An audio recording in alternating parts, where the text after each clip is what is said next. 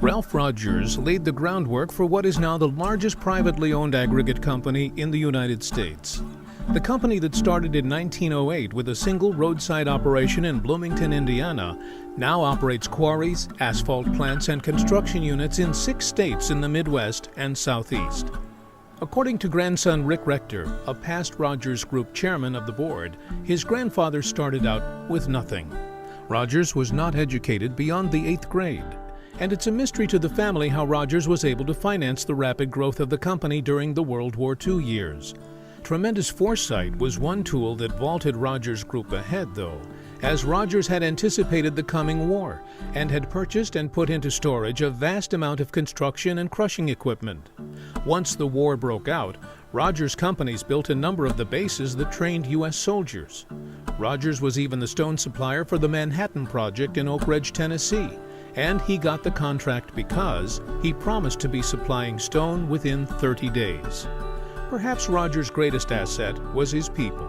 He was a good judge of men, and he surrounded himself in post-war years with middle managers who were war veterans. Says Rechter, his ability to pick that group after the war propelled us and left me with a really good bunch of engineers, construction people, and miners. Rogers and his partners were among the first main road builders involved in President Dwight Eisenhower's interstate highway system, supplying stone for building major interstate sections in 5 states. Rogers also created a corporate culture in which the man in the pit was just as important as executives and elected officials.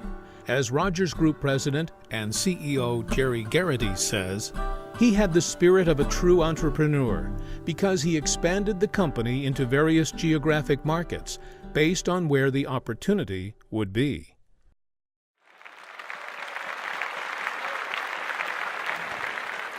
I want to accept this honor on behalf of my great-grandfather, Ralph Rogers, and the entire family.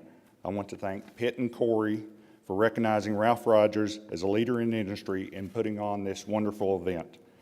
Several of the inductees tonight are alive and present, and when they accepted this honor, they were all modest and humble. The good thing about accepting an award for somebody no longer alive is that you can boast about him a little bit. Ralph was raised a poor farm boy, had a stuttering problem, and did not finish the 8th grade because he thought it was a waste of time. He was big, strapping, and quick with his fist in his early years. He went out and helped mold an industry that was in its infancy in the early 1900s.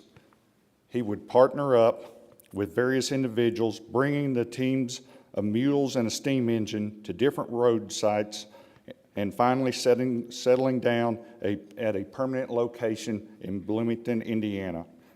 He would later get in the road construction business. It seemed like a natural fit.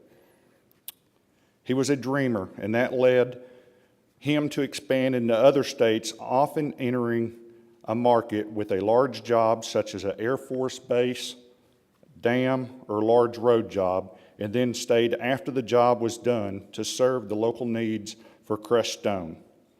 Ralph was a stubborn but a fair man.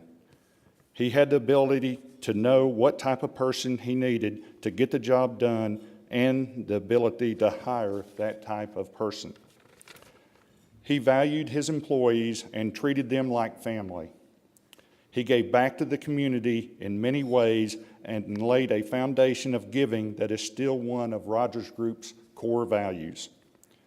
I am sure that when Ralph started this company back in 1908, he had no idea that what it would evolve into and how many thousands of employees and customers and the communities that have been affected in a positive way by his company.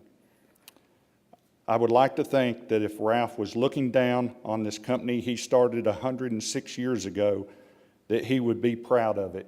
I know I am. Thank you.